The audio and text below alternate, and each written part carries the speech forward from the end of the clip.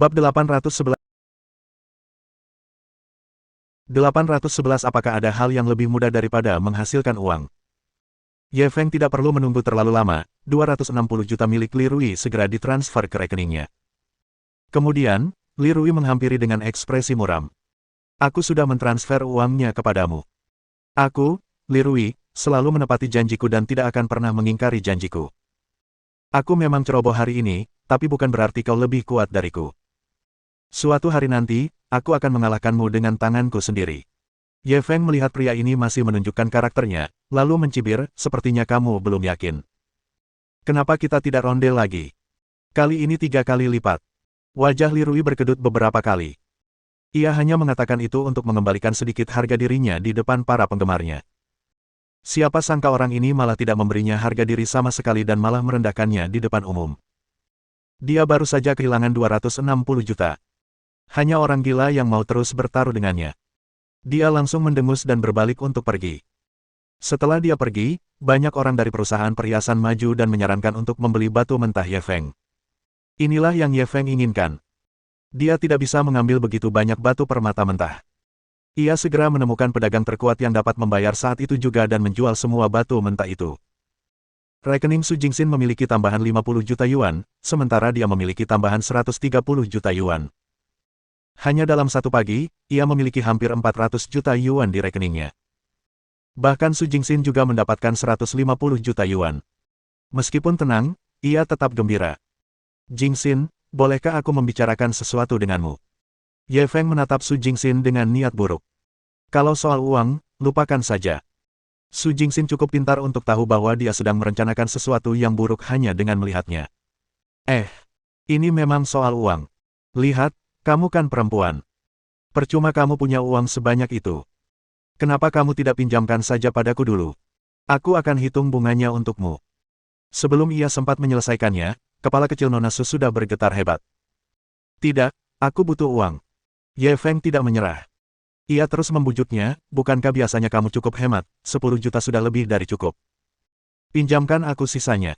Su Jingxin memalingkan muka. Lagi pula itu berguna. Menyerah saja. Ye Feng hanya bercanda dengannya. Sekalipun kekurangan uang, dia tidak akan menggunakan uang wanita. Su Jingxin berbalik dan menatapnya. Ia tak tahan melihatnya. Kau, apa yang kau lakukan? Kenapa tiba-tiba kau butuh begitu banyak uang? Kalau kau benar-benar membutuhkannya, aku. Ye Feng buru-buru menyela, aku cuma bercanda, siapa aku? Bagiku, adakah yang lebih mudah daripada menghasilkan uang? Apa kau peduli dengan uangmu? Masih banyak orang di sekitar yang belum bubar. Setelah mendengar kata-katanya, mereka benar-benar ingin memukulnya. Seperti kata pepatah lama, uang sulit diperoleh, tetapi kotoran rasanya tidak enak. Bagi mereka, tidak ada yang lebih sulit daripada menghasilkan uang. Namun, orang ini bilang mudah mendapatkan uang. Dia bahkan tidak peduli dengan 150 juta. Ini terlalu banyak. Su Jingxin tidak mengatakan apa-apa lagi. Sebenarnya, dia tahu betul bahwa uang ini diberikan kepadanya secara cuma-cuma oleh Ye Feng. Meskipun dia memang telah mengeluarkan uang untuk membeli batu mentah, dia hanya membayar kurang dari 1 juta yuan, yang jumlahnya hampir tidak dapat diabaikan. Dia tidak menganggap uang itu miliknya. Dia hanya menyimpannya untuknya sementara. Ia merasa Ye Feng boros. Ia butuh seseorang yang bisa mengurus uangnya. Jika ia membutuhkannya mendesak di masa depan, ia tidak akan terlalu miskin. Mungkin dia tidak menyadari bahwa tanpa sadar dia telah membawa dirinya ke dalam peran sebagai pengurus rumah tangga. Petik 1. Karena kompetisi telah berakhir, orang-orang yang menonton pertunjukan itu bubar. Namun, masih ada beberapa orang yang tidak pergi. Mereka semua menatap Ye Feng. Mereka mungkin ingin mengikutinya dan melihat apakah mereka bisa mendapatkan sup untuk diminum. Ye Feng tidak mempedulikan mereka. Ia segera membawa Su Jingxin dan meninggalkan tambang. Saat itu, ia tiba-tiba melihat seorang pria parubaya berjalan cepat ke arahnya. Halo, Tuan Ye. Saya Huang Wei, manajer Departemen Pembelian Songshan Capital. Bolehkah saya berkenalan dengan Anda? Sambil berbicara, dia menyerahkan sebuah kartu nama. Ye Feng mengambil kartu nama itu dan meliriknya, menatapnya dengan bingung, apa yang kamu butuhkan? Begini, Huang Wei segera menjelaskan. Saya di sini hari ini untuk membeli batu giok dari bos kami, tetapi batu mentah terlalu berisiko. Kami tidak berani membelinya dengan gegabah.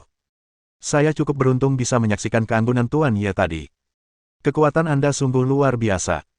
Ke-20 batu permata mentah itu benar-benar naik dengan pesat. Sungguh menakjubkan.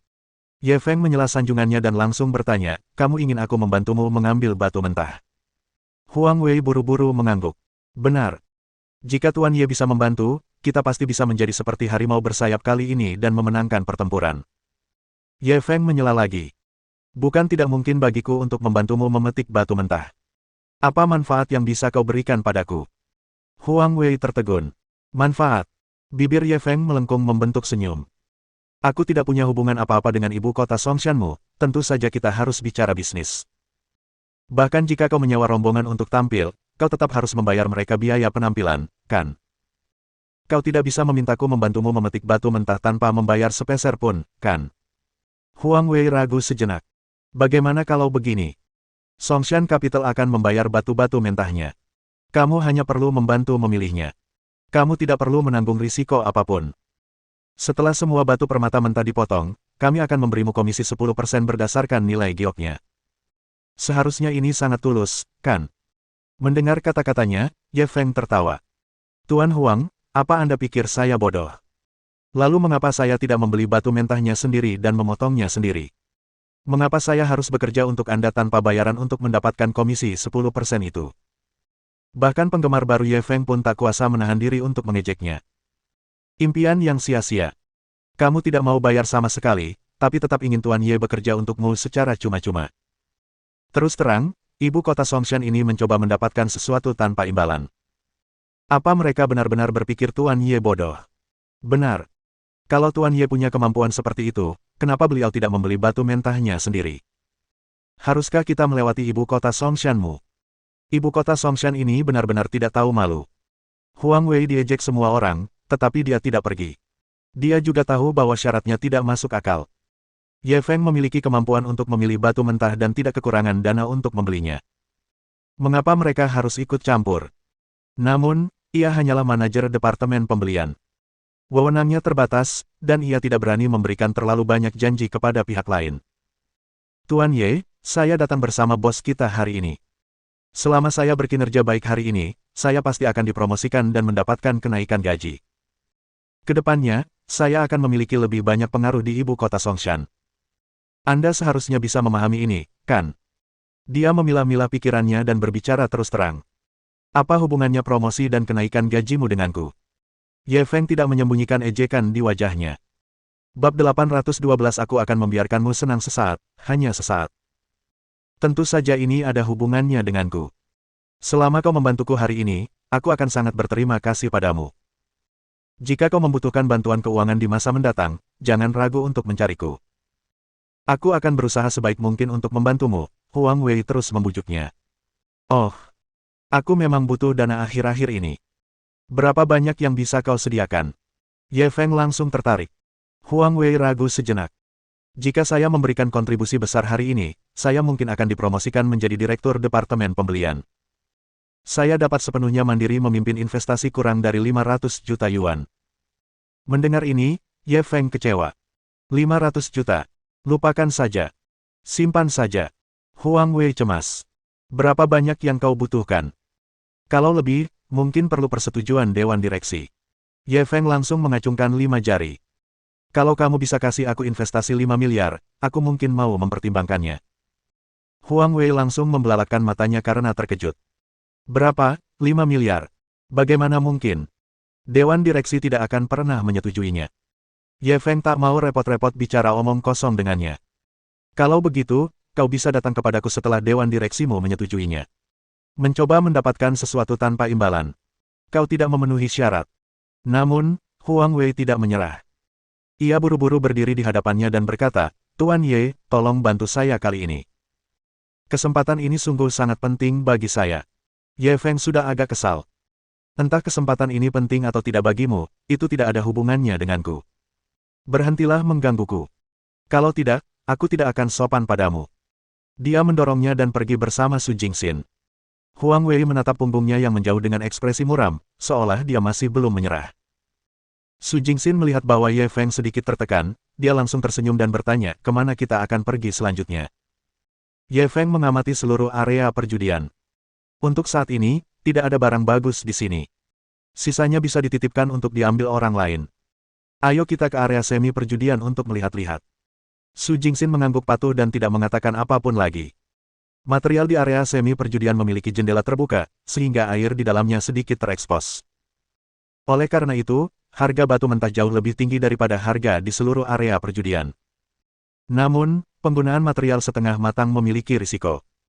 Bagian jendela yang dibuka mungkin cocok untuk menanam air, tetapi setelah dipotong sepenuhnya, bagian dalamnya kemungkinan besar akan runtuh. Setelah pertarungan dengan Li Rui, nama Ye Feng menyebar ke seluruh tempat. Ketika mereka melihatnya berjalan mendekat, semua pemilik kios menyambutnya dengan hangat. Di belakangnya, ada banyak orang yang mungkin ingin mengikutinya untuk mengambil jarahan itu. Ye Feng berjalan-jalan sebentar dan langsung teringat pada sepotong bahan di sebuah kios. Ia hendak membelinya. Pada saat ini, dia tiba-tiba melihat sosok licik di kerumunan di belakangnya. Itu adalah Huang Wei dari ibu kota Songshan. Dia langsung menebak pikiran lawan bicaranya. Dia mungkin ingin menunggu lawan bicaranya bergerak dan memanfaatkan kesempatan untuk mencegatnya, kan? Ketika dia memikirkan hal ini, senyum dingin muncul di wajahnya. Kau ingin menghentikanku? Kalau begitu, aku akan membiarkanmu mencegatku sebanyak yang kau mau. Bos, berapa harga bahan ini? Dia berjalan ke sebuah kios dan dengan santai mengambil sepotong kain untuk dilihat. 500.000. Bos segera memberikan harga. Ye Feng mengamati kinerja materialnya, dan bagian jendela yang dibuka menunjukkan biji ketan, tetapi ukurannya hanya kurang dari 1 cm. Bagian dalamnya benar-benar putih. Bahan semacam ini bahkan tidak bernilai 50.000 yuan, apalagi 500.000 yuan. Baiklah, aku mau bahan ini.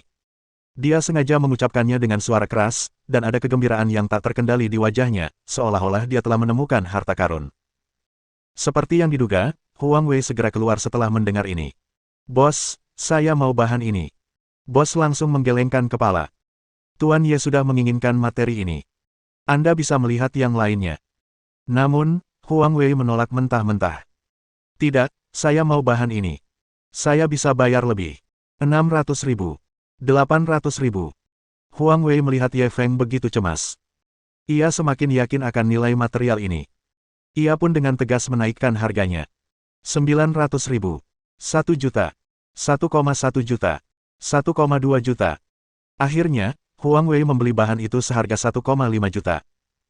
Ye Feng memelototinya dengan tatapan, bingung dan jengkel. Apa sebenarnya yang kau inginkan?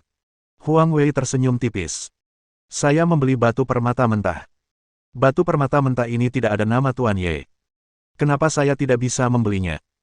Mendengar kata-katanya yang tak tahu malu, Ye Feng begitu marah hingga tak bisa berkata-kata. Ia pun pergi ke kios-kios lain dengan marah. Huang Wei mengikutinya dari belakang dengan ekspresi puas. Dengan dia sebagai panutan, pikiran orang lain pun ikut aktif. Ini juga sebuah langkah. Dengan demikian, Ye Feng terhindar dari kesulitan, memancing mereka ke dalam lubang. Selama ia menyukai batu permata mentah apapun, ia hanya perlu mengambil langkah pertama dan yang lainnya akan bergegas menawar. Itu seperti melemparkan segenggam umpan ke dalam kolam, dan sekawanan ikan mas akan memperebutkannya. Bagaimanapun, Huang Wei memegang kendali keuangan ibu kota Songshan dan memiliki keuntungan besar dalam hal dana. Sebagian besar batu mentah jatuh ke tangannya. Hanya dalam waktu singkat, ia telah menghabiskan hampir 50 juta yuan hanya untuk membeli batu permata mentah.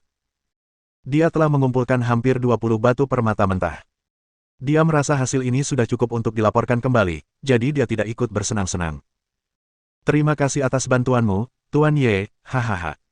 Dia tersenyum puas pada Ye Feng, seolah-olah sedang mengejeknya.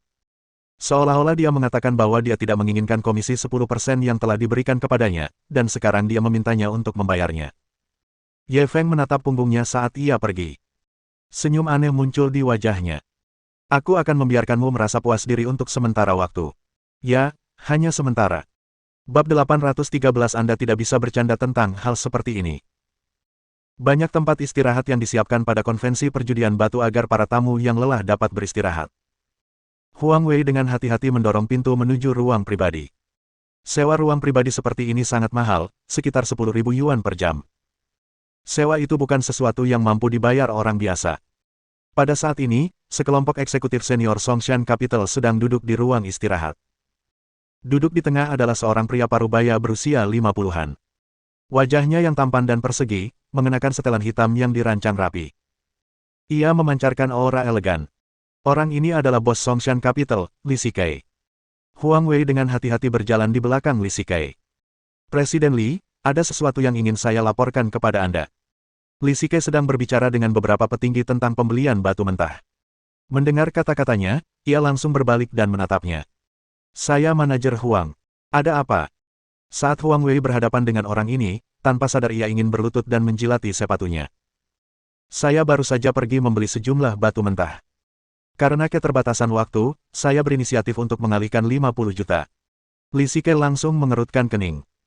Menurut peraturan perusahaan, Huang Wei tidak memenuhi syarat untuk menggunakan dana sebesar itu tanpa persetujuan. Ketika Huang Wei melihatnya mengerutkan kening, jantungnya berdebar kencang. Jangan khawatir, Presiden Li. Saya jamin harga batu mentah ini pasti akan naik. Perkiraan konservatif. Setidaknya 10 kali lipat keuntungannya. Sebenarnya, dia sudah menahan diri dengan mengatakan 10 kali. Materi yang diberikan Ye Feng sebelumnya semuanya 100 atau bahkan 1000 kali lebih berharga. Begitu dia mengatakan ini, ruang rapat langsung meledak. Manajer Huang, benarkah? Pengembalian 10 kali lipat. Apa kau bercanda? Benar sekali. Bahkan ahli judi batu terkuat sekalipun tidak akan berani menyombongkan diri seperti ini. Apa hakmu? Kamu menggelapkan dana sebesar itu tanpa memberi tahu kami. Kalau sampai terjadi kecelakaan, apa kamu bisa bertanggung jawab? Manajer Huang, apa kau tidak ceroboh? Hal seperti ini tidak bisa dianggap enteng. Sekelompok petinggi segera mempertanyakan kata-katanya.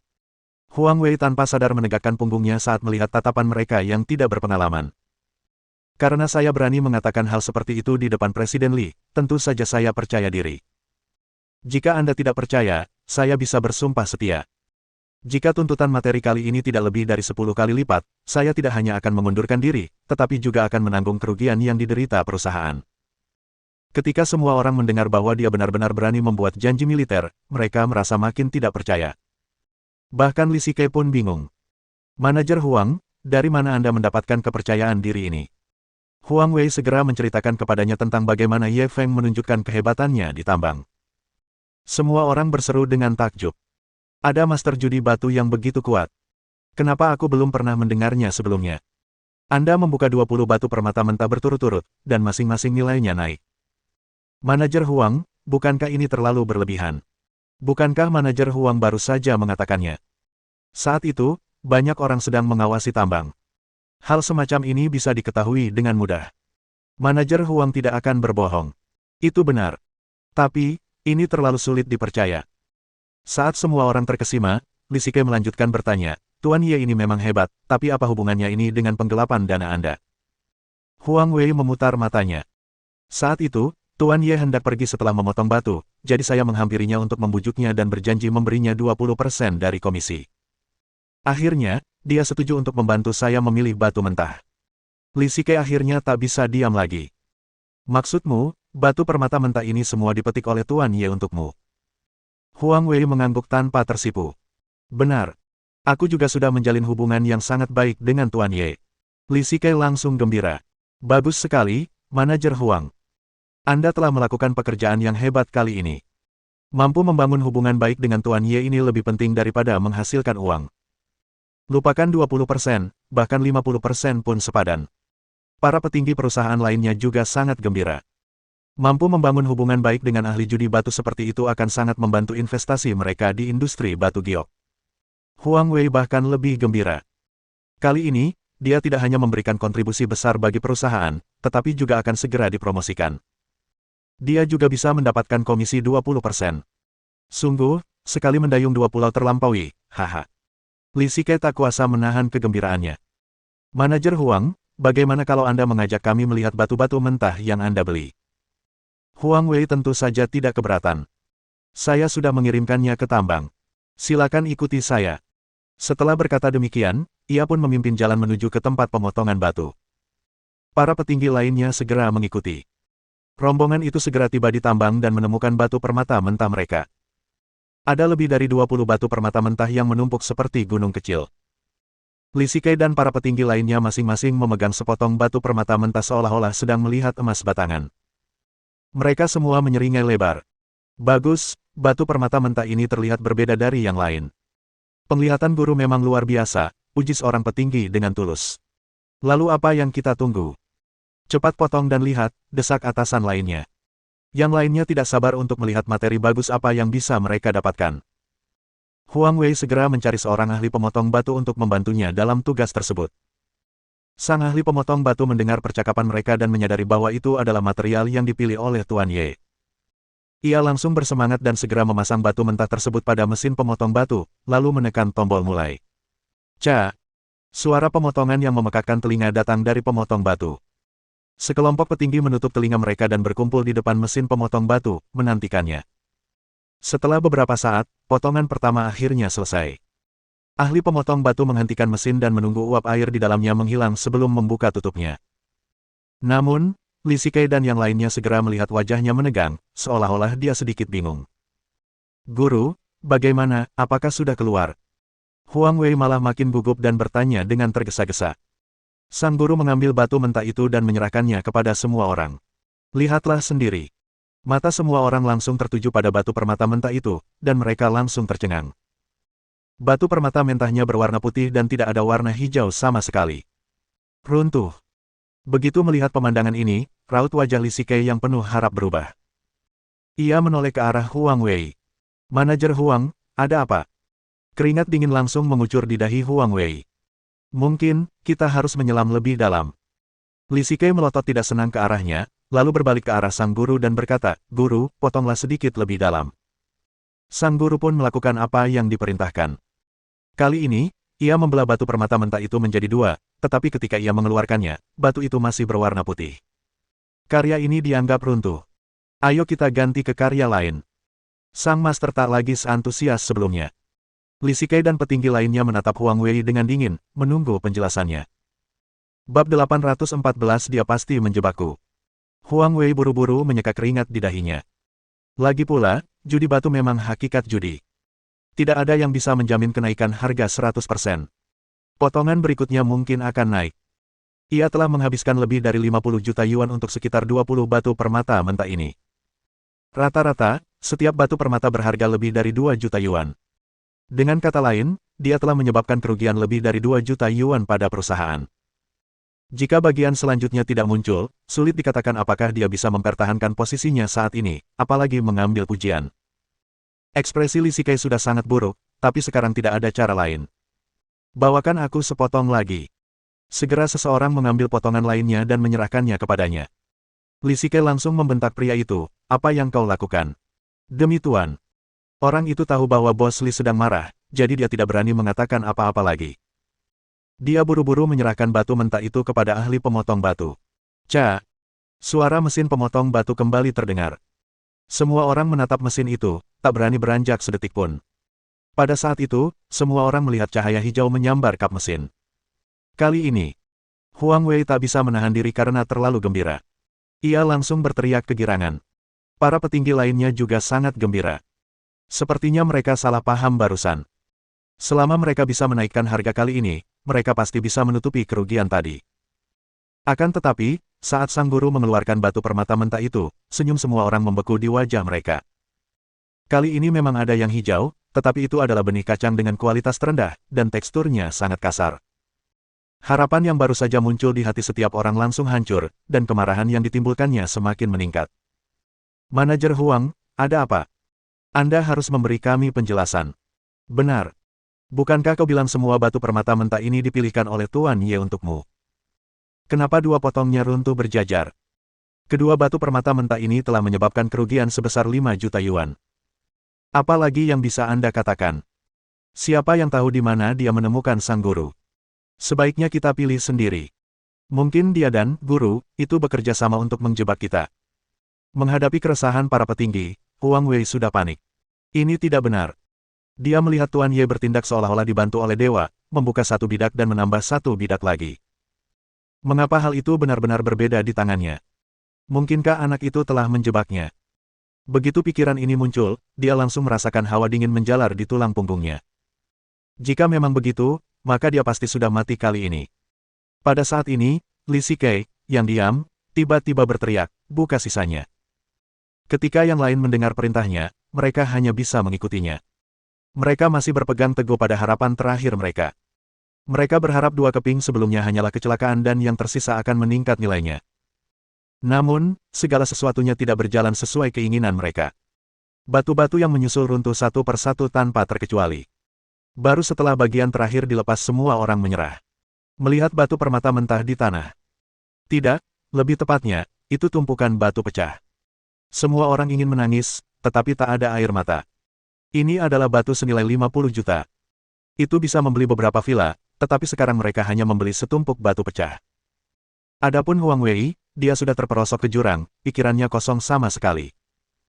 Betapapun bodohnya dia tahu bahwa dia telah ditipu oleh Ye Feng, dan itu adalah jebakan tanpa dasar. Dia menggelapkan lebih dari 50 juta yuan dana publik. Perusahaan bisa saja melaporkannya ke polisi. Li Sikai memejamkan mata untuk menenangkan diri, lalu menatap Huang Wei dengan dingin. Manajer Huang, jika Anda tidak bisa memberi saya penjelasan yang memuaskan, saya sendiri yang akan memenjarakan Anda. Huang Wei merasa kakinya lemas dan ia berlutut di tanah dengan suara gedebuk. Direktur Li, aku juga tertipu. Pasti Tuan Ye yang menjebakku. Aku tidak bersalah. Sekelompok petinggi mendengar penjelasannya dan mulai mengumpat Ye Feng. Meskipun Huang Wei salah, aku merasa yang disebut Tuan Ye itu bahkan lebih menjijikkan. Dia jelas-jelas mencoba menjebak manajer Huang. Sudah kuduga. Bagaimana mungkin ada master sekuat itu? Setiap bagian bisa dipertaruhkan. Mustahil. Para penipu ini terlalu arogan. Mereka benar-benar menipu ibu kota Songshan kita. Meskipun manajer Huang dicurigai melakukan kelalaian, itu bisa dianggap sebagai kesalahan yang tidak disengaja, kan? Aku juga berpikir begitu. Ketika Li Sikai mendengar para petinggi berbicara membela Huang Wei, dia juga merasa bahwa apa yang mereka katakan masuk akal. Metode penipu itu sangat cerdik. Ia memotong batu di depan semua orang untuk mendapatkan kepercayaan mereka. Kemudian, ia akan mengandalkan kepercayaan ini untuk memasang jebakan. Kalau saja dia ada di sana, dia mungkin juga tertipu. Meskipun Huang Wei menggelapkan dana publik dan situasinya sangat buruk, dia ingin menciptakan lebih banyak keuntungan bagi perusahaan, jadi itu dapat dimengerti. Sebaliknya, si Tuan Ye, itu sungguh penuh kebencian, dan dia sama sekali tidak bisa melepaskannya begitu saja. Tepat saat dia tengah memikirkan cara untuk membalas dendam terhadap Tuan Ye itu, dia melihat sekelompok orang tiba-tiba berjalan menuju ke tempat pemotongan batu. Tuan Ye datang lagi untuk memotong batu.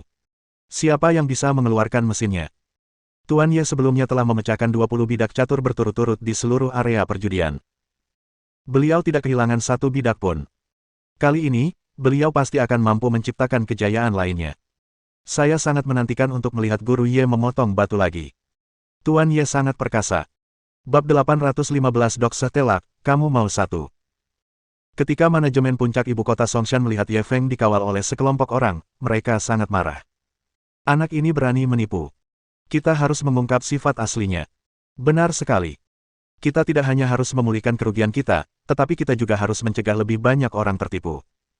Badut seperti ini benar-benar bisa dipuji sebagai master. Lucu sekali. Ayo kita pergi dan selesaikan masalah dengannya. Semua orang ingin mencari masalah dengan Ye Feng. Wajah Huang Wei memucat. Dia baru saja melimpahkan semua kesalahan pada Ye Feng untuk menghindari tanggung jawab. Jika para pemimpin ini pergi untuk menghadapi Ye Feng, dia mungkin akan terbongkar. Pada saat ini, Li Sikai tiba-tiba mengulurkan tangan dan menghentikan semua orang. Tunggu sebentar. Semua orang menatapnya dengan bingung. Li Sikai mengerutkan kening dan berpikir sejenak. Kita lihat saja nanti. Kita lihat apakah anak ini benar-benar cakap atau hanya omong kosong. Baru pada saat itulah semua orang menahan diri. Mereka menatap Ye Feng dengan tatapan tidak ramah. Ye Feng tentu saja memperhatikan mereka, terutama Huang Wei yang pucat. Ia merasa lucu. Sekelompok orang mendatangi mesin pemotong batu. Tanpa perintahnya, seseorang langsung menawarkan diri untuk membantunya memotong batu. Karena material di area semi perjudian sangat biasa, terkadang ada satu atau dua yang bagus. Harganya juga sangat tinggi. Akhirnya, ia hanya memilih 3 potong material. Setelah menggambar garis pada batu permata mentah, dia tidak peduli lagi dan membawa Su Jingxin ke samping untuk minum teh. Li Sikai dan yang lainnya segera mengelilinginya, ingin melihat apa yang sedang terjadi. Terutama Huang Wei. Ia terus berdoa dalam hati agar ia tak berdaya kali ini. Kalau tidak, ia tak akan bisa menutupi kebohongannya. Mungkin doanya benar-benar didengar oleh dewa. Orang yang bertugas memotong batu mengoperasikan mesin dengan sangat terampil dan dengan cepat menyelesaikan potongan pertama. Ketika batu permata mentah itu muncul, semua orang kecewa. Ini sebenarnya jenis es ketan. Bagian material yang terpotong menunjukkan warna hijau yang tidak terlalu transparan. Hanya ada air es yang lengket. Bagi pemain biasa, air jenis ini sebenarnya cukup bagus, dan mereka juga bisa menghasilkan banyak uang. Namun, mereka menaruh harapan tinggi terhadap Ye Feng, sang master judi batu baru ini. Mereka sedikit kecewa. Li Shikai dan yang lainnya sangat tertekan. Nafsu makan orang-orang ini terlalu pilih-pilih. Bahan terbaik yang baru saja mereka dapatkan hanyalah sepotong biji kacang. Kualitasnya jauh lebih rendah daripada biji es yang lengket. Namun, Huang Wei begitu gembira hingga ia hampir melompat. Meskipun jenis es itu dianggap tidak buruk, itu sebenarnya tidak sesuai dengan status Tuan Ye. Hal ini semakin menegaskan identitasnya sebagai pembohong. Setidaknya, itulah yang dipikirkan Bos Li dan yang lainnya. Pada saat ini, seseorang tiba-tiba berkata, bukankah Tuan Ye sudah menggambar garis di atasnya? Kamu bisa memotongnya dari sisi yang lain. Baru pada saat itulah semua orang menyadari bahwa tanda yang digambar Ye Feng pada batu permata mentah perlu dipotong 2 kali lagi. Orang yang bertugas memotong batu itu tidak berkata apa-apa lagi dan memotongnya lagi sesuai dengan tanda. Ketika dia mengeluarkannya lagi, orang banyak langsung bersorak-sorai. Sial, pisau ini benar-benar memotong batu giok merah. Garis miring tadi berwarna hijau, tapi garis miring ini sebenarnya merah. Apa ini 2 warna? Ada 2 warna pada sepotong batu giok. Apakah itu palsu? Kau terlalu bodoh. Meskipun giok jenis ini langka, bukan berarti mustahil. Merah melambangkan keberuntungan, dan hijau melambangkan kekayaan. Setengah merah dan setengah hijau melambangkan keberuntungan dan kekayaan. Sebenarnya ada banyak hal yang perlu diperhatikan. Materi ini pasti sangat berharga, kan? Omong kosong. Tuan Ye mengambil tindakan, bisakah sesederhana itu? Aku benar-benar curiga Tuan Ye baru saja gagal. Sepertinya aku terlalu naif. Tuan Ye pasti tidak akan mengecewakan. Li Shikai dan yang lainnya mendengarkan sanjungan orang banyak dan saling memandang dengan terkejut. Tuan Ye ini sungguh luar biasa. Ternyata itu sepotong batu giok 2 warna. Meski hanya biji es ketan, nilainya tak tertandingi. Tuan Ye ini juga tidak tampak seperti seorang pembohong. Huang Wei langsung berkeringat dingin, tetapi dia sengaja menghindari tatapan semua orang dan segera memikirkan tindakan balasan. Untungnya, Li Shikai dan yang lainnya tertarik pada batu giok itu dan tidak terlalu memperhatikannya. Apa tidak ada garis miring lagi di garis penanda? Cepat potong lagi, desak Li Shikai dengan tergesa-gesa, tampak lebih cemas daripada para penggemar fanatik itu. Orang yang bertugas memotong batu itu tidak berkata apa-apa lagi dan memotong batu itu untuk ketiga kalinya. Ketika dia mengeluarkan batu permata mentah itu lagi, semua orang yang hadir langsung tercengang dan tak bisa berkata-kata. Setelah pemotongan ketiga, bagian tengah batu mentah segera terlihat, dan warnanya benar-benar ungu samar. Ini bukan giok 2 warna, tapi 3 warna. Sebenarnya ada ungu di tengah. Merah, hijau, ungu, fu, lu, shou, itu 3 warnanya. Ini benar-benar giok 3 warna. Bukankah ini terlalu langka? Seorang master memang seorang master. Dia benar-benar mendapatkan giok 3 warna. Sudah jelas sekarang. Meskipun ukurannya tidak terlalu besar, nilainya setidaknya 10 juta. Ya ampun, ada lagi material berkualitas tinggi senilai 10 juta. Adegan itu langsung meledak menjadi gelombang seruan gembira. Ketika semua orang menatap Ye Feng lagi, mereka seperti sedang menatap dewa. Tidak masalah jika dia tidak bergerak, tetapi saat dia bergerak, itu adalah material kelas atas. Tuan Ye ini juga terlalu ganas. Wajah Li Shikai dan yang lainnya semakin muram. Mereka menoleh ke arah Huang Wei, ingin mendengar penjelasannya. Mengapa Tuan Ye ini membuka semua jenis material bermutu tinggi ini, dan yang ia bantu petik semuanya hanyalah tumpukan batu pecah? Huang Wei begitu cemas hingga ia menyeka keringatnya. Kurasa, mungkin. Seharusnya dia beruntung, kan? Li Shikai langsung mencibir. Kau sungguh beruntung, ya. Huang Wei begitu ketakutan hingga ia tak berani bicara lagi. Fakta berbicara lebih keras daripada kata-kata. Sekeras apapun ia mencoba berdalih, ia tak bisa menghapus fakta bahwa pihak lain telah menyampaikan materi berkualitas tinggi di depan umum.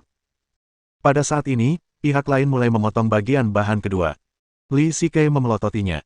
Aku akan menyelesaikan masalah ini denganmu nanti. Dengan itu, dia berbalik menatap pemotong batu. Bab 816 setara dengan Tuan Ye. Pui. Ketika potongan bahan kedua dipotong, sorak-sorai di tempat kejadian mencapai puncaknya. Kali ini warnanya ungu dingin. Semua orang memandangi warna ungu samar pada bukaan batu permata mentah itu dan menampakkan ekspresi tergila-gila. Astaga, kali ini benar-benar mendapatkan warna ungu es. Tuan Ye benar-benar luar biasa. Potongan bunga valet es ini setidaknya bernilai 20 juta, kan? Ya ampun, lebih dari 20 juta. Berjudi batu sangat sulit bagi kami, tapi bagi Tuan Ye, rasanya seperti mengumpulkan uang. Aku benar-benar tidak tahu trik apa yang dimiliki Tuan Ye. Kenapa setiap bagiannya berkualitas tinggi? Ini keterampilan unik yang digunakan orang untuk makan. Mereka tidak akan memberitahu Anda. Saya ingin tahu apakah Tuan Ye masih menerima murid. Jika Anda ingin menerima murid, saya akan menjadi orang pertama yang mendaftar. Huhu, kau terlalu banyak berpikir. Kalau Tuan Ye menerima murid, kemungkinan besar orang-orang yang ingin menjadi muridnya akan bertarung sampai mati. Itu benar. Li Shikai dan yang lainnya masih skeptis sebelumnya, tetapi ketika mereka melihat bahan ungu es, mereka tidak lagi ragu. Mampu memperoleh 2 potong material bermutu tinggi secara berurutan, dia jelas seorang ahli. Tetapi mengapa batu permata mentah yang dipetiknya semuanya runtuh? Apa perlu bertanya? Pasti si brengsek Huang Wei itu yang sedang main-main. Manajer Huang, pikirkan bagaimana Anda akan menjelaskannya kepada saya nanti. Wajah Li Shikai muram dan suaranya dipenuhi kemarahan. Hal ini mengejutkan semua orang yang hadir di ibu kota Songshan. Presiden Li ini biasanya tidak menunjukkan emosinya di wajah. Hanya ada sedikit hal yang bisa membuatnya marah. Dari sini terlihat betapa marahnya dia sekarang. Namun, mereka bisa mengerti. Bukan karena Huang Wei telah menyebabkan kerugian besar bagi perusahaan, melainkan karena ia hampir membuat mereka menyinggung Tuan Ye. Jika Li Shikai tidak menghentikan mereka, mereka mungkin pergi menemui Ye Feng untuk menanyainya. Berselisih dengan ahli judi batu yang begitu hebat akan membuat mereka sulit berjalan di industri perhiasan. Huang Wei ini pantas mati. Huang Wei merasa seolah-olah terjatuh ke dalam gua es, dan seluruh tubuhnya menjadi dingin. Pikirannya kacau dan dia tidak tahu bagaimana harus menanggapi. Pada saat ini, potongan bahan ketiga telah dipotong. Bukaan batu permata mentah itu memiliki warna merah samar. Ya ampun. Giok merah es. Biji es lagi. Berapa harganya? Melihat ukuran batu giok merah itu, harganya pasti setidaknya 30 juta yuan. Aku benar-benar tidak tahu harus berkata apa sekarang. Sepertinya aku sudah mati rasa karena pukulan Tuan Ye. Benar. Biasanya, kita bisa membuka material senilai 1 juta yuan. Dupa itu sudah mahal. Lihat Tuan Ye. Inilah perbedaannya. Material yang kurang dari 10 juta tidak sebanding dengan tindakan Tuan Ye. Ini gaya seorang master. 3 potong material jika ditotal sudah lebih dari 60 juta. Tuan Ye ini benar-benar dewa. Sudah kuputuskan. Aku akan menjadi penggemar setia Tuan Ye di masa depan. Siapapun yang berani menjelek-jelekkan Tuan Ye, aku akan bertarung sampai mati bersamanya. Bukankah kamu penggemar Li Rui sebelumnya? Li Rui. Dia juga bisa dibandingkan dengan Tuan Ye. Pah. Mendengar pujian semua orang untuk Ye Feng, Huang Wei tak kuasa menahannya lagi. Ia terduduk di tanah. Dia tahu bahwa dia sudah tamat. Kebohongan yang dibuatnya akan segera terungkap, dan bahkan surga pun tidak dapat menyelamatkannya. Semua ini disebabkan oleh keserakahannya. Jika dia tidak pergi untuk mencegat Ye Feng, pihak lain tidak akan dengan sengaja menjebaknya, dan tidak akan ada banyak hal yang terjadi setelah itu. Tetapi sekarang, meskipun ususnya hijau karena penyesalan, itu tidak ada gunanya. Li Shikai dan yang lainnya tidak memandangnya. Mereka langsung bergegas menuju Ye Feng. Mereka ingin mengenal master judi batu ini. Namun, ada terlalu banyak orang yang memiliki pemikiran yang sama dengan mereka. Sudah banyak orang yang berdesakan di depan mereka, dan mereka tidak bisa berdesakan sama sekali. Tuan Ye, saya penggemar setia Anda. Bisakah Anda memberi saya tanda tangan? Tuan Ye, saya Su Mingzu, bos Zetian Jewelry, bolehkah saya bicara dengan Anda? Tuan Ye, apakah Anda punya tips untuk memilih batu permata mentah? Bisakah Anda memberitahu saya? Tuan Ye, ini kartu kamar saya.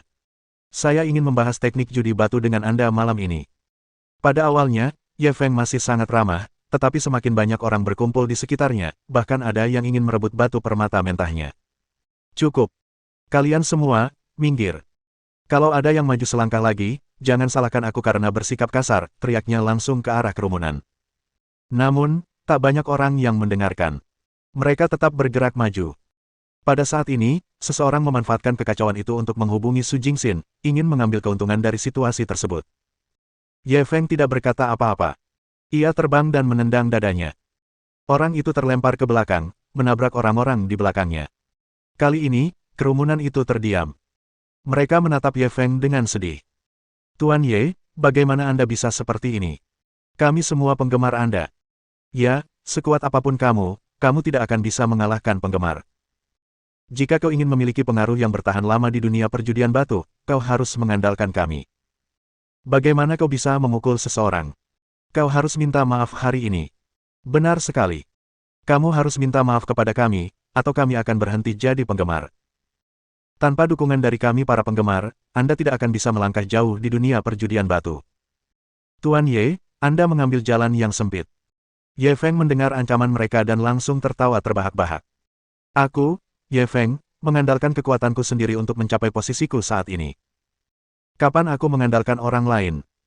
Kalian terlalu melebih-lebihkan diri sendiri. Aku tidak butuh penggemar omong kosong. Apa kalian mencoba menculikku dengan trik lingkaran penggemar kalian? Kurasa kalian salah. Kalian semua tersesat. Kalau berani datang lagi, orang ini akan jadi ajal kalian. Para penggemar, itu langsung tercengang. Di masa lalu, bahkan seorang ahli judi batu seperti Li Rui harus bergantung pada penggemarnya untuk membantunya memperluas pengaruhnya dalam industri tersebut. Hanya dengan cara inilah dia bisa menjadi pusat perhatian saat dia muncul.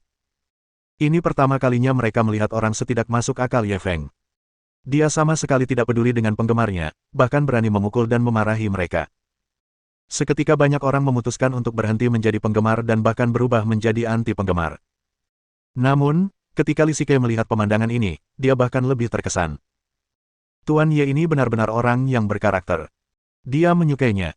Setelah rombongan penggemar itu bubar, Li Shikai berjalan bersama sekelompok bawahannya. Halo, Tuan Ye. Saya Li Shikai, bos Songshan Capital. Suatu kehormatan bertemu dengan Anda. Sambil berbicara, dia mengambil inisiatif untuk mengulurkan tangannya. Namun, Ye Feng sangat arogan. Ia tidak berjabat tangan dengannya. Ia hanya melirik Huang Wei di belakangnya. Apakah kau di sini untuk membalas dendam padaku? Li Shikai tercengang. Tuan Ye, apa maksudmu? Bab 817 saya bisa mendapatkan puluhan juta uang dalam lingkaran acak. Ye Feng tersenyum dingin. Ia menunjuk Huang Wei di belakangnya. Manajer pembelianmu datang menemuiku sebelumnya. Ia bilang ingin aku membantumu memilih batu mentah, dan berjanji memberiku komisi 10% setelahnya. Ketika Li Shikai dan yang lainnya mendengar ini, ekspresi mereka berubah. Huang Wei memang berbohong. Dia mengatakan kepada mereka bahwa dia memberi Ye Feng komisi 20%, tetapi ternyata Ye Feng mendapat 10%. Dengan kata lain, bajingan ini benar-benar ingin menerima komisi. Huang Wei benar-benar putus asa. Ia tidak membantah atau melawan. Ia hanya berdiri terpaku di tempat, menunggu keputusan. Li Shikai memelototinya tajam, lalu berbalik menatap Ye Feng. Kau menolaknya.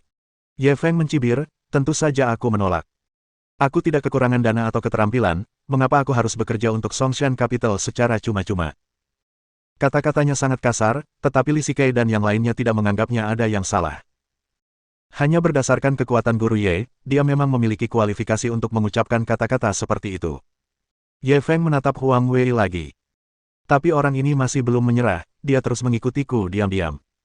Aku tahu dia ingin memanfaatkan kesempatan itu untuk memotong jalanku, jadi aku sengaja memilih batu mentah yang kinerja sangat buruk untuk mengujinya. Seperti yang kuduga, dia memotong jalanku. Lalu, aku mungkin juga membiarkannya mencegatku sesuka hatinya. Itu juga bisa dianggap memberinya pelajaran. Li Shikai dan yang lainnya tersenyum getir setelah mendengarkan ceritanya. Pelajaran ini terlalu berat. Biayanya lebih dari 50 juta yuan. Namun, mereka tidak menyalahkan Ye Feng. Jika ada yang berani datang dan mencuri harta mereka, mereka juga akan memikirkan cara untuk menghadapinya. Satu-satunya perbedaannya adalah mereka tidak memiliki kekuatan Ye Feng, dan mereka tidak dapat dengan mudah memikat musuh ke dalam jebakan. Bajingan, kau benar-benar melakukan hal yang tak tahu malu dan bahkan berani datang di depanku untuk mengambil pujian. Kau pikir aku bodoh? Semakin banyak Li Shikai berbicara, semakin marah ia. Akhirnya, ia hanya bergegas dan meninju Huang Wei. Para eksekutif Songshan Capital tercengang. Presiden Li selalu bersikap lembut di depan mereka. Ini pertama kalinya dia memukul seseorang. Di satu sisi, ia sedang berpura-pura untuk Ye Feng, dan di sisi lain, ia juga menunjukkan kemarahannya. Karena itu, tak seorang pun berani menghentikannya. Huang Wei tidak berani melawan dan hanya bisa melarikan diri seperti tikus. Li Sike biasanya kurang berolahraga, jadi ia kehabisan napas setelah beberapa saat. Ia tak punya pilihan selain berhenti dan memerintahkan para eksekutif, bajingan ini menggelapkan dana publik tanpa izin. Ini sudah merupakan kejahatan. Segera hubungi polisi. Mendengar ini, Huang Wei langsung menangis terseduh-seduh. Presiden Li, saya sudah bekerja keras meskipun tidak berkontribusi. Saya melakukannya demi kepentingan perusahaan. Tolong bebaskan saya kali ini. Sekelompok eksekutif dari Songshan Capital juga maju untuk memohon belas kasihan. Li Sike ragu sejenak dan terpaksa berubah pikiran. Kalau begitu, jangan panggil polisi dulu. Aku akan menanganinya dengan serius nanti saat aku kembali. Meskipun Huang Wei terhindar dari penjara, dia tahu bahwa masa depannya telah berakhir. Semua ini karena dia kerasukan dan memilih untuk memprovokasi guru Ye itu. Li Sike tidak menatapnya lagi. Ia segera berjalan di depan Ye Feng. Tuan Ye, saya minta maaf atas nama bajingan ini. Semua ini adalah keputusannya sendiri. Ini tidak ada hubungannya dengan ibu kota Songshan. Ye Feng mengangguk.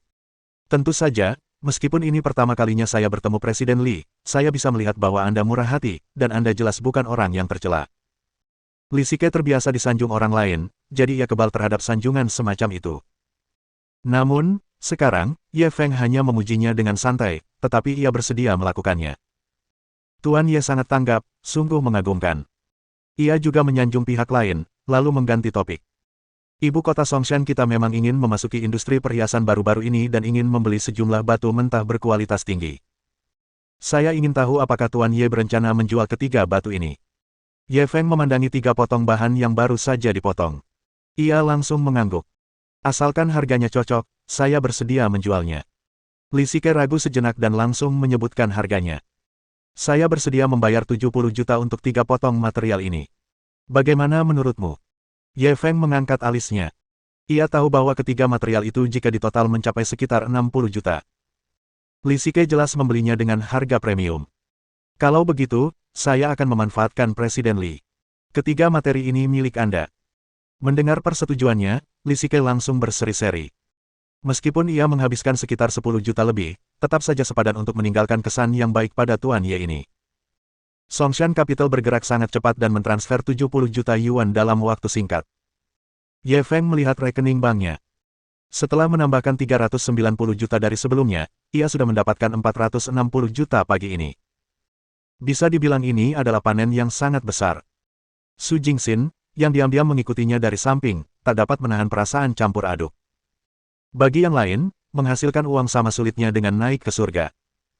Namun, bagi orang ini, itu semudah membalikkan telapak tangan. Ia bisa dengan mudah menghasilkan puluhan juta hanya dengan sekali putaran. Ia sempat khawatir pria ini akan menghabiskan begitu banyak uang hingga kehilangan semua harta keluarganya suatu hari nanti. Namun, jika dipikirkan sekarang, kekhawatirannya itu tampaknya tidak berdasar. Dengan kemampuannya menghasilkan uang, bahkan jika dia benar-benar menghambur-hamburkan semua asetnya suatu hari, dia bisa mendapatkannya kembali setelah keluar sebentar. Tanpa disadari, saat dia menatapnya lagi, matanya tanpa sadar menampakkan cahaya aneh. Ye Feng tentu saja menyadari perilaku anehnya. Ia hanya menunjukkan senyum nakal, tetapi tidak mengeksposnya. Setelah ibu kota Songshan selesai memeriksa, ia melambaikan tangan kepada Li Sike. Karena tidak ada masalah, saya pamit dulu. Meskipun Li Sike masih ingin mendekati Ye Feng, ia tahu bahwa tergesa-gesa akan sia-sia. Ia hanya bisa mengucapkan selamat tinggal dengan hormat. Ye Feng langsung membawa Su Jingxin ke area kelas ekstrim. Bab 818 Apakah keledai menendang kepala Anda? Material-material di area kelas atas merupakan material kelas atas yang telah dinilai secara aklamasi oleh banyak ahli. Oleh karena itu, material-material tersebut tidak dapat dibeli secara langsung dan harus dilelang. Pada saat ini, bahan-bahan tersebut masih tertutup sutra merah, dan isi di dalamnya tidak dapat dilihat. Tetapi melalui pemindaian sistem, Ye Feng telah memahami situasi batu permata mentah ini. Karena ia baru saja menunjukkan kekuatannya di tambang, banyak penjual perhiasan telah menerima kabar tersebut. Melihat kedatangannya, semua orang berdiri dengan hormat untuk menyambutnya. Halo, Tuan Ye, saya Ketua Caiming Jewelry. Halo, Tuan Ye. Semua orang bergegas menyambut Ye Feng, seperti sekelompok penggemar yang baru saja melihat idola mereka. Seperti kata pepatah, jangan memukul orang yang sedang tersenyum. Ye Feng hanya bisa mengangguk pada mereka. Su Jingxin yang mengikutinya dari belakang merasa terkejut. Mereka adalah para perajin perhiasan paling berpengaruh di Provinsi Guangdong Selatan. Mereka biasanya memiliki mata yang tajam. Namun sekarang, saat mereka berhadapan dengan Ye Feng, mereka bersikap sangat hormat, bahkan mencoba menjilatnya. Dan karena dia mengikuti di belakang Ye Feng, tentu saja dia diperlakukan berbeda oleh para penjual perhiasan itu. Aku ingin tahu bahan apa yang disukai Tuan Ye. Kalau Tuan Ye memberi kami informasi sebelumnya, kami bisa menghindarinya. Ya, kita tidak berani bersaing dengan Tuan Ye. Lebih baik menghindarinya terlebih dahulu. Material yang disukai Tuan Ye pastilah material kelas atas. Namun, kami jelas tidak berani merebutnya darimu. Jika ada yang berani melawan Tuan Ye, perhiasan Caiming kami akan menjadi yang pertama tidak setuju. Semua orang mengajukan pertanyaan pada Ye Feng, mereka jelas-jelas mengungkapkan niat baik mereka terhadapnya. Lagi pula, berteman dengan master judi batu yang kuat seperti itu jauh lebih penting daripada memperoleh dua material bermutu tinggi. Meskipun Ye Feng tidak takut bersaing, ia senang bisa menghabiskan lebih sedikit uang. Ia pun langsung mengungkapkan rasa terima kasihnya kepada semua orang. Suasana di gedung lelang awalnya tegang, namun berkat kedatangannya, suasana menjadi sangat harmonis. Pada saat yang sama, seorang pengusaha kaya setengah baya yang duduk di sudut memperhatikan segala sesuatu dengan dingin. Asisten Cao, apakah Anda kenal orang ini? Ia menoleh ke arah pria yang sedikit lebih muda di sampingnya. Aku tidak mengenalnya. Tapi, dari kata-kata para tukang perhiasan itu, sepertinya dia cukup kuat. Pemuda itu menatap Ye Feng lama sebelum menggelengkan kepalanya. Hehe, ambang batas untuk menjadi master di dunia judi batu semakin rendah. Orang yang bahkan belum memanjangkan rambutnya berani menyebut dirinya master. Pedagang parubaya itu langsung mencibir. Presiden Tang, bagaimanapun juga kita ini orang asing. Karena para penjual perhiasan di sini sangat menghormati pemuda ini, sebaiknya kita tidak memprovokasi dia, asisten Cao buru-buru mengingatkannya. Manzu Jewelry adalah perusahaan perhiasan nasional yang berkantor pusat di Shanghai. Mereka datang ke sini untuk berpartisipasi dalam konvensi perjudian batu. Pria parubaya ini adalah Tang Boren, wakil presiden Manzu Jewelry. Dia biasanya sangat arogan. Bagaimanapun, ini adalah wilayah Provinsi Guangdong Selatan. Dia takut wakil presiden Tang akan membuat masalah. Mendengar pengingatnya, Tang Boren tak kuasa menahan diri untuk mencibir. Dia master dari Provinsi Guangdong Selatan. Bisakah dia mengendalikan perhiasan Manzu kita? Asisten Cao langsung panik. Presiden Tang, Anda tidak benar-benar berencana memusuhi Tuan Ye itu, kan? Tang Boren melirik Ye Feng yang sedang mengobrol dan tertawa. Ia langsung tersenyum licik. Karena orang-orang ini tidak bersaing dengan anak ini, maka itu bagus untuk kita. Aku akan mengejutkan mereka nanti. Aku bahkan mungkin bisa mendapatkan hadiah besar. Asisten Cao semakin panik. Presiden Tang, tolong jangan gegabah. Sebelum kami datang ke sini kali ini, Presiden Jiang memberitahu kami. Tang Boren tidak menunggunya selesai. Wajahnya langsung muram. Apakah kau mencoba menggunakan Presiden Jiang untuk menekanku? Ketika seorang jenderal berada di luar, ia tidak bisa menerima perintah raja. Aku akan menjelaskannya kepada Presiden Jiang setelah masalah ini selesai. Asisten Cao melihat bahwa dia keras kepala dan segera bangkit dan berjalan keluar. Tang Boren menatap punggungnya dan langsung mendengus. Dia tahu anak ini pasti pergi melapor kepada Presiden Jiang, tetapi dia terlalu malas untuk menghentikannya. Dia yakin bahkan jika Presiden Jiang tahu, dia akan mendukungnya. Lagi pula, ini bisa menghemat banyak uang perusahaan. Namun tak lama kemudian, asisten Cao kembali dan menyerahkan teleponnya. Presiden Jiang ingin berbicara dengan Anda di telepon. Tang Boren melotot padanya dan mengambil telepon itu. Sebelum dia sempat berbicara, dia mendengar Presiden Jiang Yan memarahinya dengan keras. Tang Boren, apakah seekor keledai menendang kepalamu? Ketika Tang Boren menghadapi Presiden Jiang, sikapnya langsung berubah jauh lebih hormat. Presiden Jiang, mohon tenang dulu. Ini masalah besar. Apakah perlu melakukan ini? Mendengar ini, Presiden Jiang semakin marah. Sebesar itukah? Beberapa teman baru saja menelepon saya dan memberitahu saya apa yang mereka lihat di konvensi perjudian batu. Tahukah Anda betapa hebatnya Tuan Ye itu? Tang Boren mengerutkan kening. Sehebat apapun dia, bisakah dia mengendalikan bisnis perhiasan kita di Huhai? Jiang Yan sangat marah hingga tak bisa berkata-kata. Setelah beberapa saat, ia melanjutkan, Tuan Ye baru saja membuka 23 keping batu di konvensi perjudian batu. Tak satu pun dari mereka runtuh. Semuanya naik tajam dan menghasilkan 460 juta. Tahukah kau apa artinya ini? Tang Boren tak bisa diam lagi. Aku baru saja tiba di lokasi kejadian dan belum mendengar kabar ini. 23 lembar materi. Bagaimana mungkin? Jiang Yan mendengus dingin. Baguslah kau tahu itu mustahil. Justru karena kau menganggapnya mustahil, itu membuktikan betapa hebatnya Tuan Ye. Perajin perhiasan mana yang tidak perlu memuja master setingkat ini? Kau masih berani menyinggung perasaannya. Tang Boren langsung berkeringat dingin. Dia bisa saja wakil presiden Manzu Jewelry, jadi dia tentu tahu beratnya seorang ahli judi batu. Awalnya, dia mengira Ye Feng hanya seorang ahli judi batu biasa, dia hanya punya pengaruh di provinsi Guangdong Selatan. Namun, jika benar seperti yang dikatakan Presiden Jiang, Tuan Ye ini benar-benar bisa mencapai sasaran dengan akurasi 100% dan mengubah batu menjadi emas. Kekuatan seperti ini agak menakutkan. Siapa yang tahu berapa banyak pedagang perhiasan yang akan berebut untuk mendapatkan dukungannya. Bahkan para pedagang perhiasan di Huai masih harus melakukan segala sesuatunya sesuai keinginan mereka.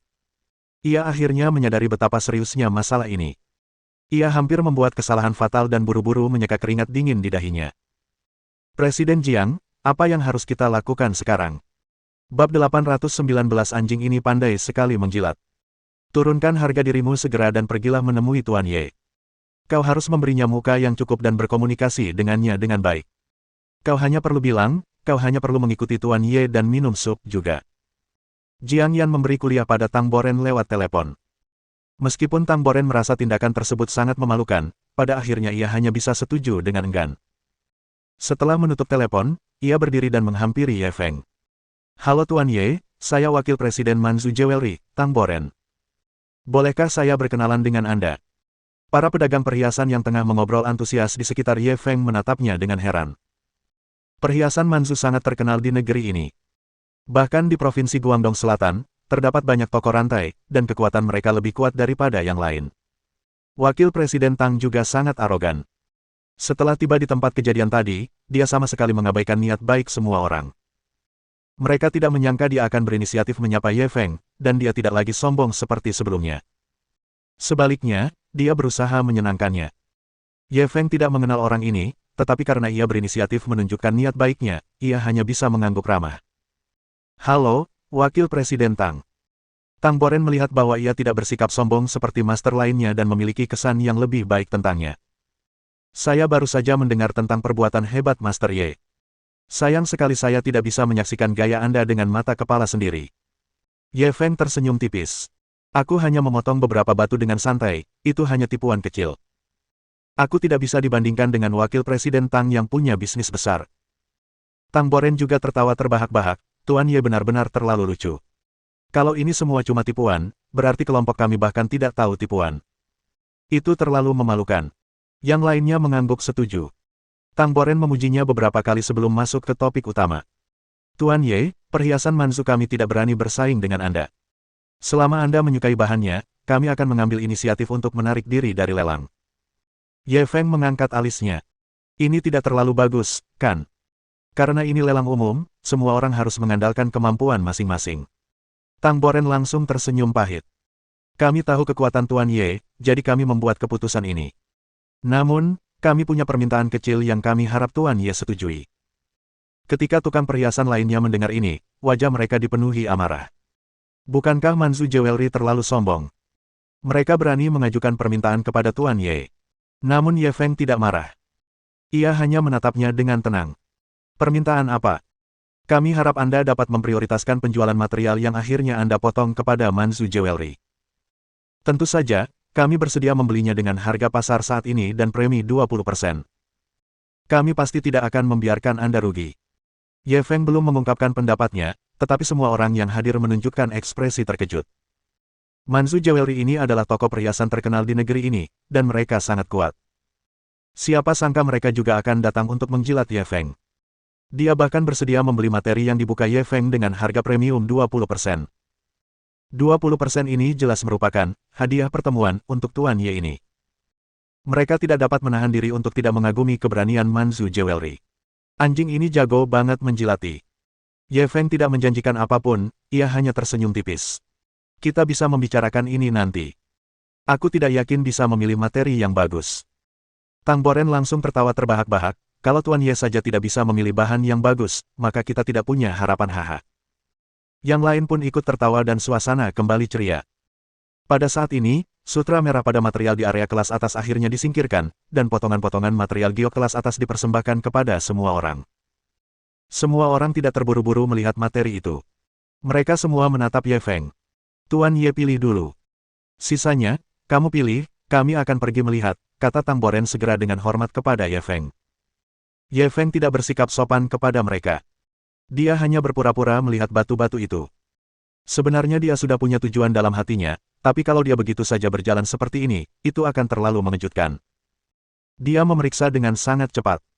Ada lebih dari 20 lembar materi di bagian kelas atas. Dia hanya butuh waktu kurang dari 2 menit untuk menyelesaikannya. Lalu, dia menunjuk 2 materi. 2 ini cukup. Semua orang ingin tahu apakah dia punya kiat memilih batu permata mentah, tetapi mereka tidak menyangka dia hanya akan melirik setiap batu permata mentah dan pergi begitu saja. Mereka tidak melihat trik apapun. Dengan ekspresi kecewa, semua orang mulai memasuki area pameran untuk melihat-lihat.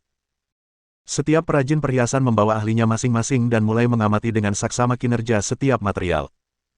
Selain 2 perhiasan yang diincar Ye Feng, perhiasan lainnya semuanya dikerumuni orang.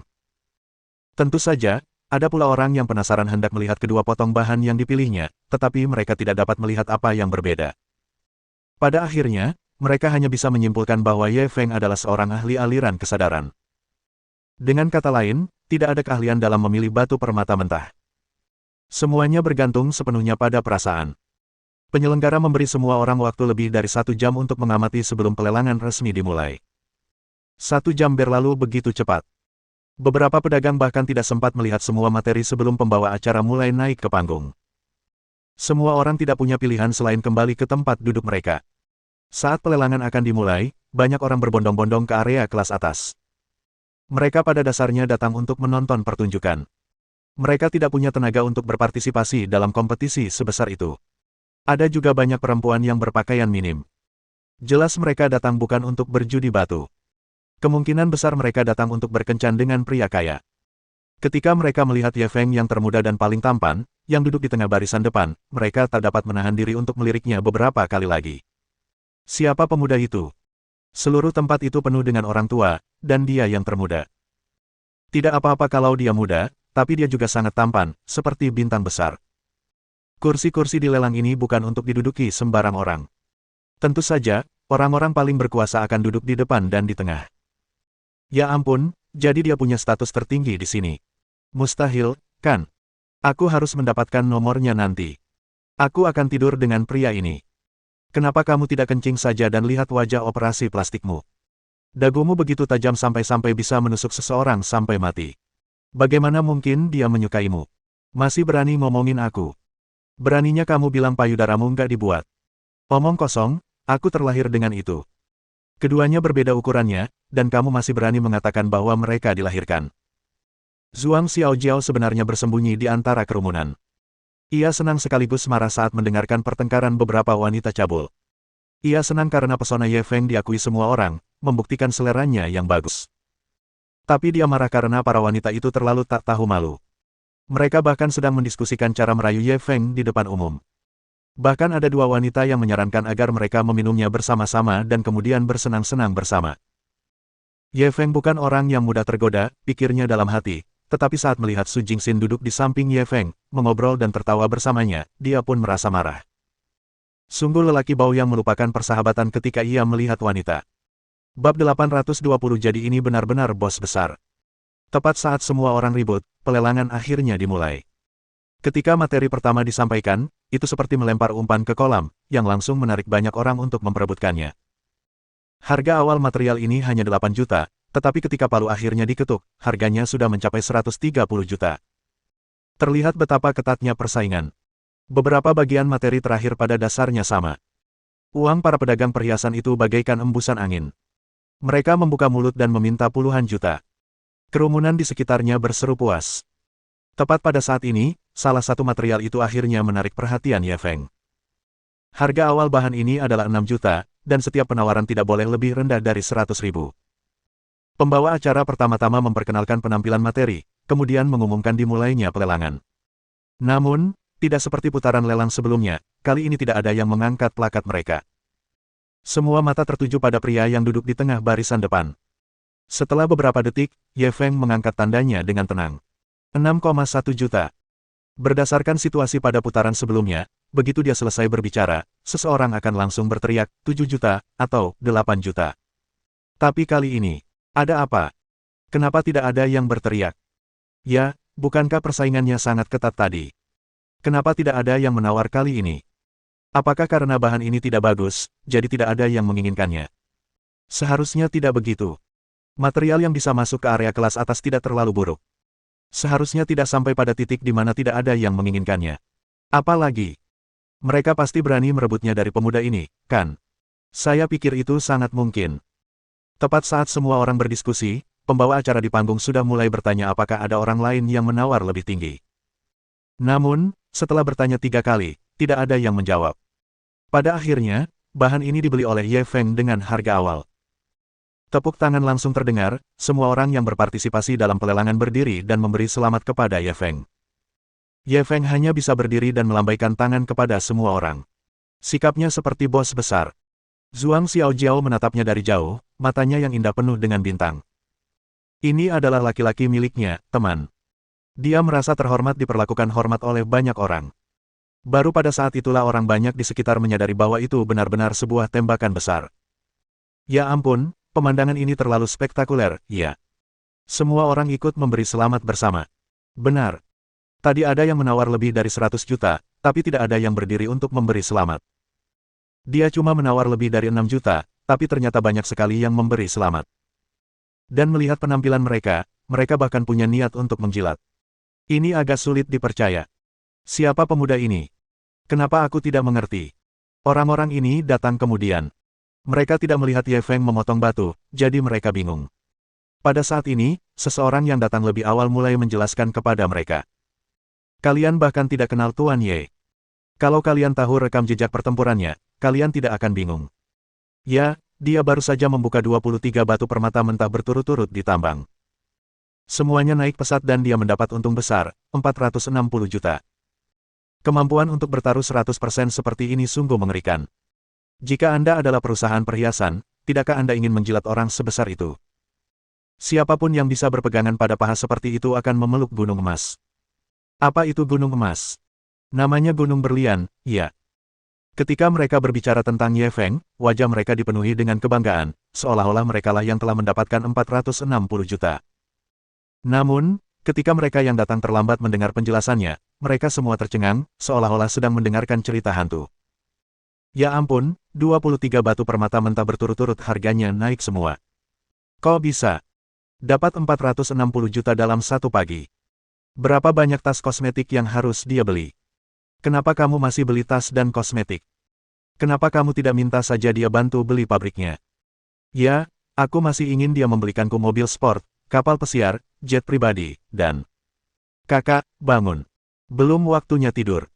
Di antara mereka, hampir semua wanita jatuh cinta padanya. Tak ada wanita yang bisa menolak pemuda setampan itu, yang memiliki penampilan, usia, sekaligus kekuatan. Adapun orang-orang itu, mereka menyesal tidak datang lebih awal dan tidak melihat tontonan pemotongan batu yang langka itu. Apapun yang terjadi, mereka akhirnya mengerti mengapa begitu banyak pedagang perhiasan yang hadir tidak berani bersaing dengannya. Siapakah yang berani menyinggung dewa seperti itu? Setelah bahan itu dilelang, lelang berikutnya kembali berubah menjadi pertarungan yang kacau. Para perajin perhiasan ini tidak berani bersaing dengan Ye Feng, tetapi bukan berarti mereka akan bersikap lunak kepada yang lain. Mereka semua akan menjadi gila pada akhirnya. Harga material-material tersebut telah mencapai rekor baru. Material termahal bahkan dilelang seharga 280 juta. Dibandingkan dengan mereka, materi senilai 6 juta yuan milik Ye Feng seperti pilihan gratis. Ketika pelelangan mencapai babak kedua, akhirnya tiba giliran Ye Feng untuk memilih bahan lain. Pembawa acara mengikuti prosedur dan naik ke panggung untuk menjelaskan rincian materi. Sebelum ia sempat selesai bicara, seseorang di bawah panggung sudah tidak sabar. Baiklah, berhenti bicara. Tuan Ye sangat menyukai materi ini. Anda bisa langsung mengumumkan hasilnya. Penonton pun langsung tertawa terbahak-bahak, yang sekaligus mencairkan suasana tegang. Meskipun hasilnya sudah diputuskan, prosesnya masih harus dilakukan. Ketika Ye Feng menambahkan 100.000 ke harga awal 7 juta, hasilnya sama seperti sebelumnya. Tidak ada yang menawar. Pembawa acara pun tak berdaya dan akhirnya mengumumkan nasib materi tersebut. Begitu saja, Kedua potong bahan itu jatuh ke tangan Ye Feng tanpa ragu, dan dijual dengan harga terendah. Hal ini dapat dikatakan telah menciptakan keajaiban lain bagi konvensi perjudian batu. Mohon dukungan dari omom ante-ante sekalian, buat subscribe atau sharekan novel Mimin ke Facebook kalian, agar channel Mimin bisa terus berkembang. Dengan begitu, Mimin bisa lebih semangat untuk up novel seru lain ke depannya. Buat teman-teman yang sudah subscribe dan sharekan novel Mimin, Mimin ucapkan terima kasih sebanyak-banyaknya.